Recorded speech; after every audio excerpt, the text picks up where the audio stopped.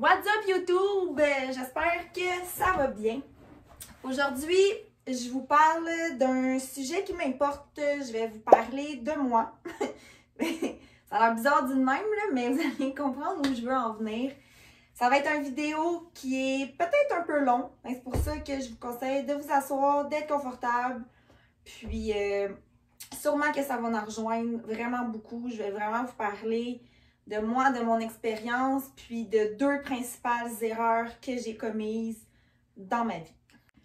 Premièrement, pour vous mettre en contexte, il y a 8 ans, j'ai décidé de me lancer dans le monde du fitness. J'ai décidé de faire des compétitions de fitness. Pour ceux qui ne savent pas c'est quoi, en fait, c'est d'atteindre une shape quasi parfaite dans le monde du fitness avec un pourcentage de gras super bas, avec une diète, avec un entraînement hyper intense, puis tu as un laps de temps pour atteindre ça. Il y en a que c'est 3 mois, il y en a que c'est 4 mois, il y en a qui se préparent sur vraiment plus longtemps. Dans mon cas, ma première compétition de fitness, ça a été 3 mois. 3 mois extrêmement intensifs. J'étais, en plus de ça, à l'université en criminologie. Je peux vous dire que mon horaire était assez chargé, merci. J'avais pas de place à l'erreur. C'était mon cardio à jeun le matin. Après ça, je m'en allais à l'université avec ma grosse boîte à lunch, avec tous mes plats préparés. Par la suite, je retournais le soir, je faisais mon entraînement musculaire. J'allais à la maison, soit que je travaillais, soit que fallait que j'étudie et on recommençait le tout pendant 3 mois. Quand on rentre dans le monde du fitness, je vous dirais que c'est un petit monde, mais grand monde, dans le sens où tout le monde finit par se connaître, tout le monde a des objectifs différents. Il y a aussi des catégories dans les compétitions. Moi, je faisais le bikini, donc c'est un peu shape de plage. T'en as qui sont plus musclés, qu'on appelle les figures. Bon, t'as vraiment plusieurs catégories, mais tout le monde ont vraiment un plan strict, une diète. J'appelle pas ça un mode de vie, c'est vraiment une diète. Puis quand j'ai entré dans ce monde-là, j'ai entré sans savoir ce que je faisais. Je voulais relever ce défi-là. Je voulais me prouver à moi-même. Puis je voulais donc avoir une shape. Je voulais donc avoir des abdos. J'ai tellement regardé de filles de fitness découpées au couteau. Puis je me disais, oh my God, c'est ça que je veux. Puis s'il faut que je fasse une compétition pour y arriver, ben je vais le faire. Donc, je me suis lancée là-dedans. Je vous jure que j'ai eu vraiment de la difficulté à jongler avec toutes les sphères de ma vie. J'ai vraiment extrêmement trouvé ça difficile. Autant en termes d'entraînement, le nombre d'heures. Je vous mens pas, là, à la fin, j'avais 2 heures de cardio à jeun. Par la suite, je m'en allais à l'université. Je m'en allais faire mon workout musculaire qui prenait 1 heure, 1 heure et demie. J'étais drainée, j'étais fatiguée. L'alimentation, elle est extrêmement difficile. Je n'ai pas triché, je n'ai pas dérogé durant le 3 mois.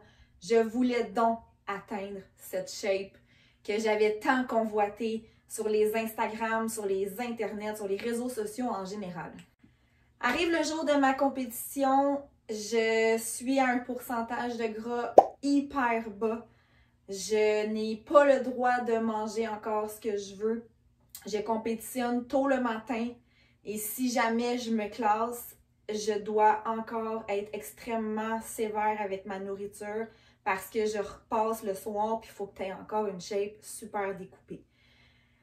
Là, je veux pas vous parler de la compétition en soi, c'est pas ça mon but. Puis il y a des gens qui excellent là-dedans. Je sais tout l'effort qu'il y a derrière cette shape-là. Je suis pas en train de détruire ça. Je suis pas en train de dire que c'est pas un sport que je respecte, au contraire.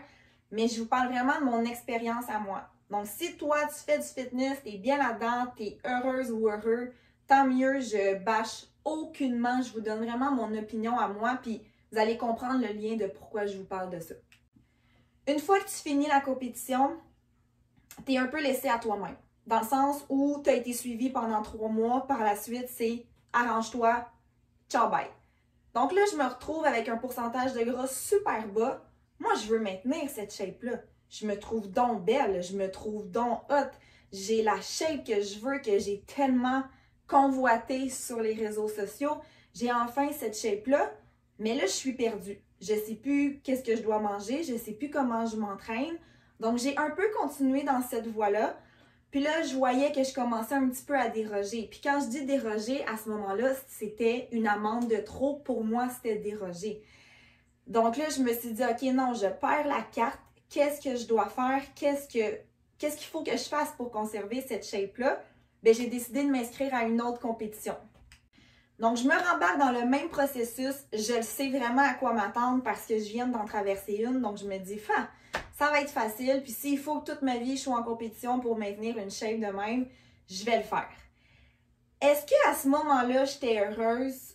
Je dirais pas à 100% parce que je me comparais constamment, parce que je vivais constamment dans l'anxiété de performance, puis parce que je voulais tellement garder cette shape-là que je me faisais plus de plaisir. Je voulais plus aller dans les parties, je voulais plus sortir, je voulais plus aller dans les restaurants parce que ce qui comptait pour moi, c'était ma deuxième compétition, c'était de conserver cette shape-là, c'était la shape parfaite pour moi que j'avais tant espéré puis tant convoité que j'avais enfin, que je voulais donc pas perdre.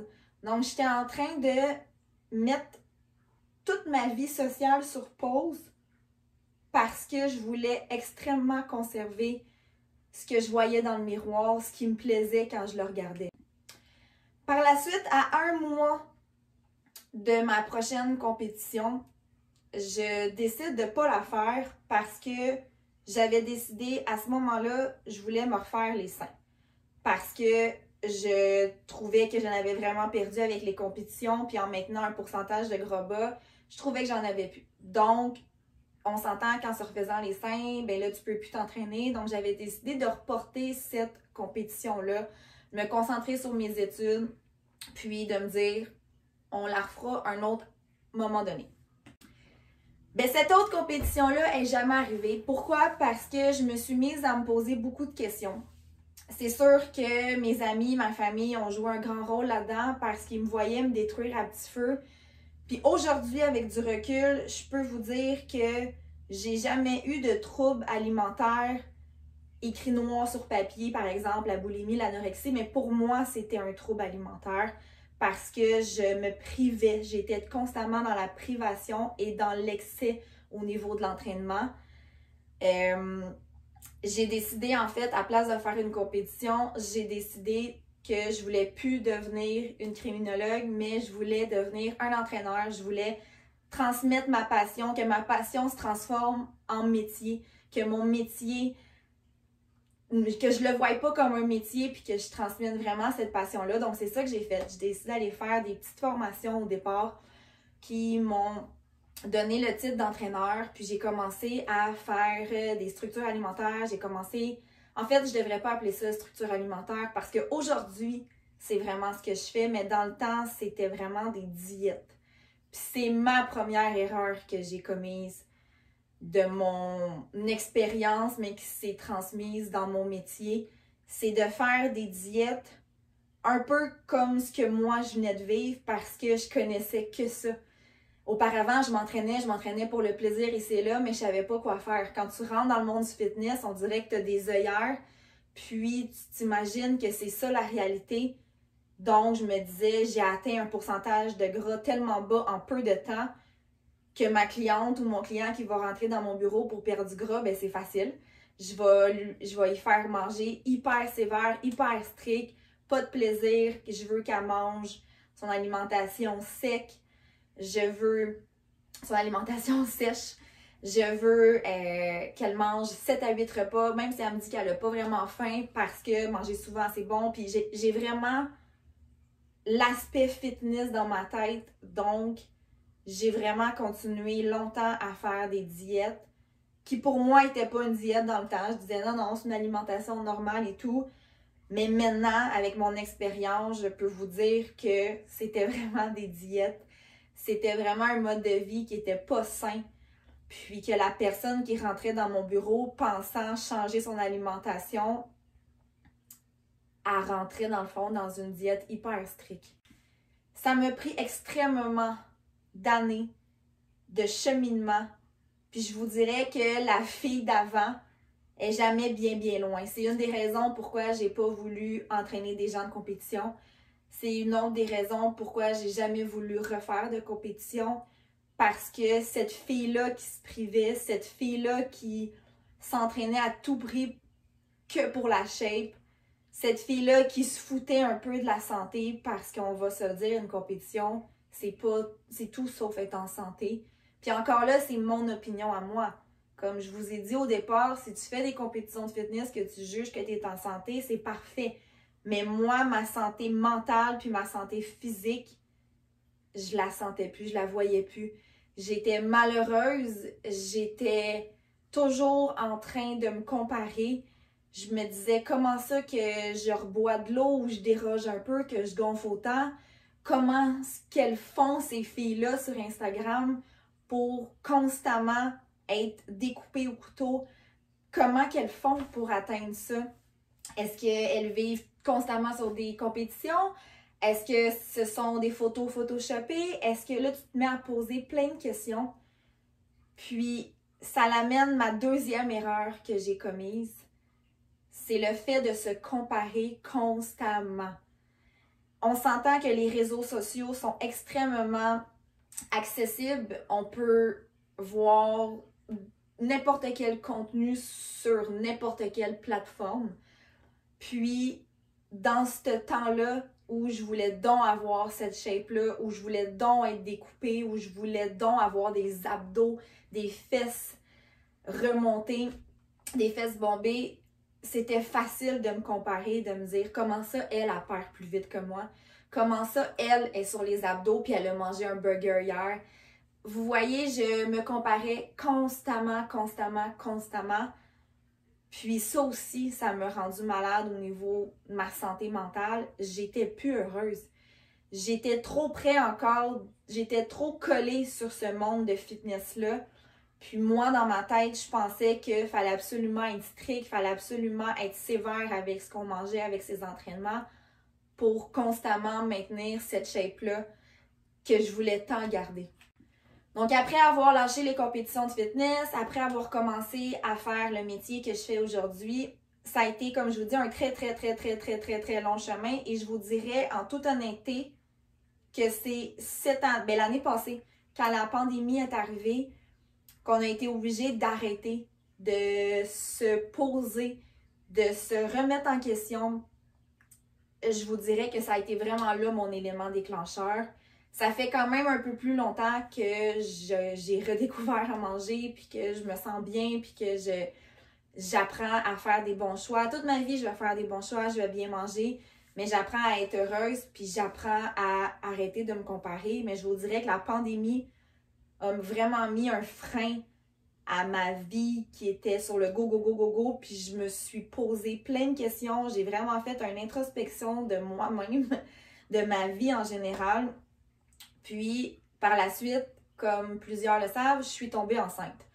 Donc, on s'entend qu'en étant enceinte, j'étais extrêmement contente d'avoir changé mon mindset parce qu'on prend du poids, parce que notre corps change, parce qu'on a de la cellulite qu'on n'avait pas avant, parce que le pourquoi on a tellement travaillé fort s'envole petit à petit. Puis oui, au détriment de la meilleure chose qui va t'arriver dans ta vie, sauf que si j'avais eu le même mindset qu'avant, je le sais que j'aurais trouvé ça extrêmement dur, ma grossesse, alors que j'ai vécu une grossesse épanouie où j'aimais mon corps. J'aimais mon corps se transformer, puis ça, je croyais jamais que j'aurais pu dire ça. J'aimais les formes, j'aimais, bon, ok, la fin, t'as hâte d'accoucher, puis ça serait vous mentir si je vous dirais que tu sais, t'es plus confortable, tu dors plus bien, puis je veux dire, ça serait vous mentir, là, vous dire que ça a été un charme, mais j'aimais le ventre que j'avais, j'aimais les formes que j'avais, puis j'étais tellement bien, puis ça a vraiment été l'élément déclencheur, la pandémie, parce que j'ai réalisé que je peux vraiment être bien dans mon corps, dans ma tête, tout en mangeant super bien, tout en m'entraînant quand j'ai envie de m'entraîner, mais par plaisir et non par obligation d'avoir la shape que j'ai vue sur tel Instagram ou tel Facebook ou peu importe. Puis quand je vous parle de comparaison, quand je vous parle de toujours se comparer, c'est pas juste dans le monde du fitness. Combien de personnes qui disent « Ah, elle a perdu plus vite que moi, comment ça? Ah, elle a une meilleure, elle a des plus belles fesses que moi. Ah, mais elle s'entraîne même pas, puis elle a cette shape-là. » Puis là, je vous parle de shape parce que c'est le moteur de mon vidéo aujourd'hui, mais on peut se comparer sur plein de choses. Ah, elle a fait plus d'argent. Ah, elle a un plus beau char. Ah, elle, tu sais, vous comprenez? Il y a une différence entre se comparer parce que tu envies la personne et se comparer parce que cette personne te motive positivement. Puis la ligne est très, très, très, très mince. Il faut juste trouver le juste milieu. Mais je vous dirais qu'aujourd'hui, et mentalement et physiquement, je me sens extrêmement bien. Parce que oui, j'ai des personnes que j'idole, j'ai des personnes qui m'inspirent, j'ai des personnes que je vois aller autant dans leurs entreprises que dans leur, peu importe quoi, dans leur vie de famille, ou puis que je suis comme wow, mais pas par jalousie, puis pas par envie d'y ressembler, simplement par inspiration. Puis je crois que c'est possible de le faire, mais je crois surtout que c'est un travail, pas de vie, mais c'est un gros, gros travail sur soi-même. Puis ça serait vous mentir de dire que je l'ai fait du jour au lendemain. Peu à peu, mes diètes se sont transformées en plans, se sont transformées en structure alimentaire. Puis aujourd'hui, je vous dirais que j'ai encore plus de beaux résultats avec mes clients-clientes parce qu'ils apprécient leur plan, ils apprécient leur structure. Puis je vous dirais que ce qui revient le plus souvent, c'est « Ah, mais j'en reviens pas que je peux manger ça. » Puis « Ah, je peux manger autant de féculents. Oh mon Dieu, je pensais qu'il fallait que je coupe les pains, les pâtes, les patates. » Puis j'ai vraiment fait un travail sur moi qui s'est transposé sur ma clientèle, qui s'est transposé sur mon travail. Puis, j'ai réglé en partie les deux erreurs qui m'ont suivi une bonne partie de ma vie, c'est-à-dire me comparer, mais par envie, par jalousie, et être bien dans mon corps, être bien dans ce que je fais, dans ce que je mange, dans comment je m'entraîne. Mais comme je vous dis, ça a été long. Puis un autre déclic, ça a été, il y a 3 mois à peu près, j'ai été voir mon entraîneur parce que je voulais savoir où je me situais avec mon pourcentage de gras. Je voulais voir un peu qu'est-ce qu'il en était. Ça faisait plusieurs années que je mangeais intuitivement, puis que j'avais pas de plan, puis que c'est ça, je mangeais et je faisais un peu ce que je voulais, mais tout en respectant quand même, comme je vous ai dit, je vais toujours bien manger. Puis quand il me dit mon pourcentage de gras, au départ, le premier mois que j'ai été, j'étais à 15%, et ça faisait 7 mois que je venais d'accoucher, j'en revenais pas. J'y ai quasiment dit de le reprendre parce que j'y croyais pas. Puis pour certains, c'est juste un chiffre, mais pour moi, c'était beaucoup plus qu'un chiffre. De un, c'était de me prouver à moi-même que tous mes efforts, tout mon travail que j'avais fait avait porté fruit. Parce qu'aujourd'hui, je pouvais manger intuitivement, sans peser, sans me casser le bessic, en profitant de ma vie sociale. Mais c'était de me montrer aussi que même si je viens d'accoucher, puis même si mon corps a changé, c'est possible de revoir le corps qu'on avait avant, mais tout en gardant un esprit sain.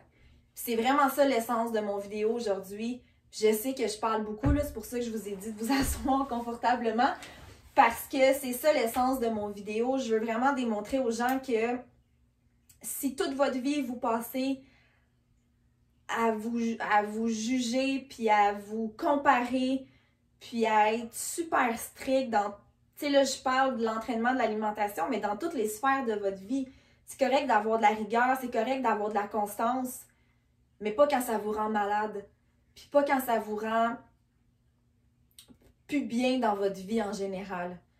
Donc, ça a vraiment été 2 erreurs qui m'ont beaucoup, beaucoup, beaucoup fait grandir.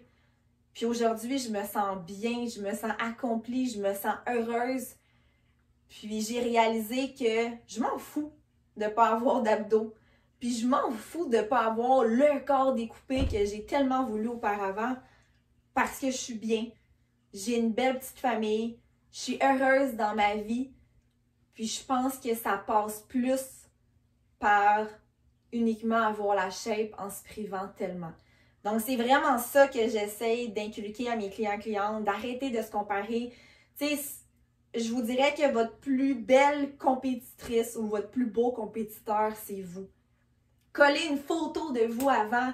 Encouragez-vous face à vous-même. Oui, c'est correct, comme j'ai dit, d'avoir des modèles, des idoles, mais pas si ça devient néfaste pour votre santé, pas si ça devient angoissant pour vous. Il y a tellement de choses stressantes dans la vie que si on peut s'enlever ce stress-là, faisons-le. Donc, je m'excuse encore de la longueur du vidéo, mais c'était important pour moi de le faire parce que je vous parle avec mon cœur, je vous parle de situations vraies. Je suis pas là pour dire que tout a toujours été rose dans ma vie, côté entraînement, côté alimentation. Si ça l'a pu en rejoindre, ben je pense que c'est une bonne chose que j'ai fait cette vidéo-là. J'aimerais connaître vos expériences, j'aimerais connaître si cette vidéo vous a touché, j'aimerais savoir si ça vous a interpellé. Donc, laissez-moi ça en commentaire. Et comme toujours, si t'es nouveau aux nouvelles, abonne-toi, like ma chaîne, like mon vidéo, partage-les à tes amis. Plus que vous faites du brouhaha, plus que vous en parlez, ben plus que moi, ça m'aide à me faire connaître. Puis comme je vous dis, je sors quand même pas mal de vidéos, autant sur l'entraînement que là, je vous ai ouvert mon cœur. Donc, j'espère que vous avez aimé ça. Puis sur ça, je vous souhaite une belle fin de semaine. Puis, j'espère vraiment que ça a pu en aider. Donc, je vous souhaite un bon mercredi.